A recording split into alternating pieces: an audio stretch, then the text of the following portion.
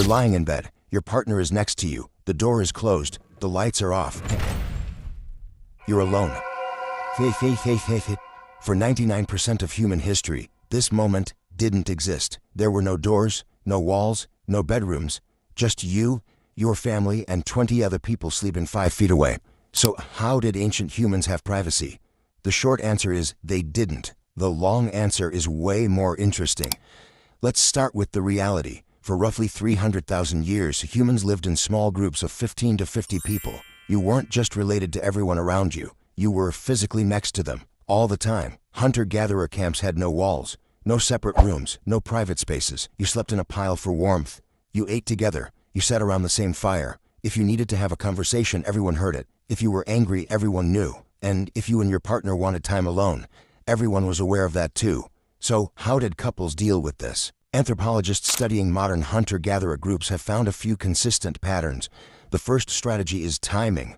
Most intimate moments happened at night when it was dark and people were asleep or pretending to sleep. Darkness provided a kind of psychological privacy even when physical privacy didn't exist. The second strategy is distance. Couples would walk away from camp, not far because leaving the firelight meant danger from predators, but far enough that they weren't directly next to everyone else. 50 feet in the dark is basically invisible. The third strategy, and this one's important, is social protocol. Everyone pretended not to notice. Think about it like this. You're in a small tent with your family on a camping trip. Someone needs to change clothes. You don't stare. You look away. You give them psychological space, even though physical space doesn't exist. That's what ancient humans did. They developed social rules around privacy. You don't acknowledge certain things even though you're aware of them. But here's where it gets interesting. Privacy as a concept might not have mattered to them the way it matters to us. Anthropologist Colin Turnbull spent years living with the Mbuti people in Central Africa. He noted that they had no word for privacy, not because they were primitive, but because the idea of needing to be alone was foreign to them. Being alone meant being vulnerable.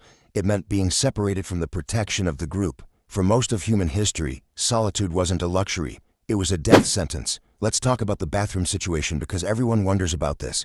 Ancient humans didn't have toilets. They didn't have outhouses. When you needed to go, you walked away from camp, usually to a designated area downwind. You did your business and came back. Was it private? By modern standards, no. You were visible. But again, social protocol mattered. People didn't follow you. They didn't watch. They gave you the illusion of privacy through intentional ignorance. It's the same way modern humans handle public restrooms. There are other people in the room. You can hear them. They can hear you, but everyone pretends they can't. Now let's address sleeping. Ancient humans slept in groups, not because they wanted to, but because they had to. At night, temperatures dropped. Predators hunted. Fires needed tending. Sleeping together meant warmth and safety. Archaeological evidence from places like Ohala II in Israel shows that 23,000 years ago, humans built small shelters barely big enough for a family to lie down in. Everyone was touching. There was no rolling over without bumping into someone.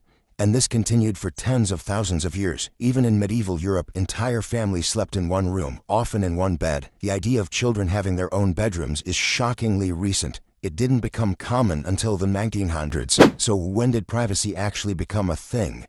The answer is agriculture. Around 10,000 years ago, humans started farming. Farming meant staying in one place. Staying in one place meant building permanent structures, and permanent structures meant walls. For the first time in human history, you could close a door. You could have a room that other people couldn't see into. But even then, privacy was a luxury. Only the wealthy had separate bedrooms. Most people still lived in one-room homes with their entire family. Privacy as a right, as something everyone expects, didn't emerge until the last few hundred years. Here's the part that's hard for modern people to understand. Ancient humans might not have wanted privacy the way we do. Psychologist Erich Fromm argued that the need for privacy is a symptom of individualism. In societies where identity is tied to the group, being alone feels wrong. It feels isolating. For ancient humans, the group was everything. Your survival depended on other people. Your identity was built around your role in the tribe.